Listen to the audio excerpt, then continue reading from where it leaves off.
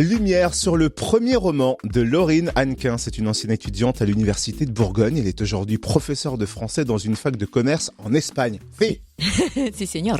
Et elle vient de publier son tout premier roman intitulé Déviation à sens unique. On le découvre tout de suite. Bonjour Laurine. Bonjour Cynthia, bonjour Totem.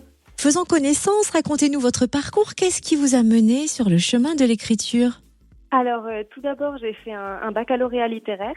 Ensuite, j'ai fait une licence de langue et littérature et civilisation étrangère en espagnol à l'université de Bourgogne. Et j'ai eu la chance de pouvoir partir en Erasmus à Valladolid en Espagne, où je suis d'ailleurs restée.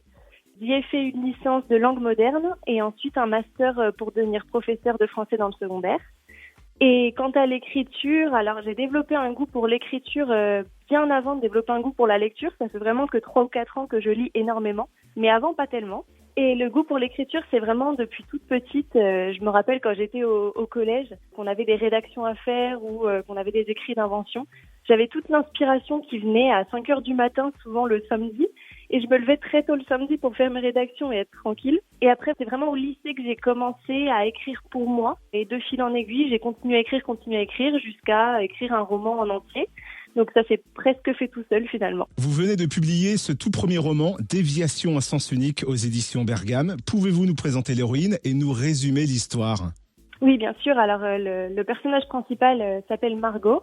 C'est une jeune femme qui a 25 ans, qui est sensible, vulnérable, mais aussi authentique et extrêmement spontanée. C'est une jeune fille qui sort à peine de ses études et qui rentre dans une entreprise de mode en tant que manager d'une équipe. Et elle tombe totalement amoureuse de son supérieur Max. Lui fait preuve de plus d'ambiguïté, il est mystérieux, alors dans le bon sens du terme, mais aussi dans le mauvais sens du terme. Et Margot entre alors dans une relation d'amour toxique et de dépendance. Comment vous avez eu l'idée de cette histoire ? Qu'est-ce qui vous a inspiré ? Alors, c'est inspiré d'une histoire personnelle, mais c'est pas pour autant que c'est un roman autobiographique. C'est-à-dire que j'ai enlevé des faits de mon histoire personnelle, j'ai ajouté des faits, j'en ai laissé tels quels, il y en a que j'ai transformés.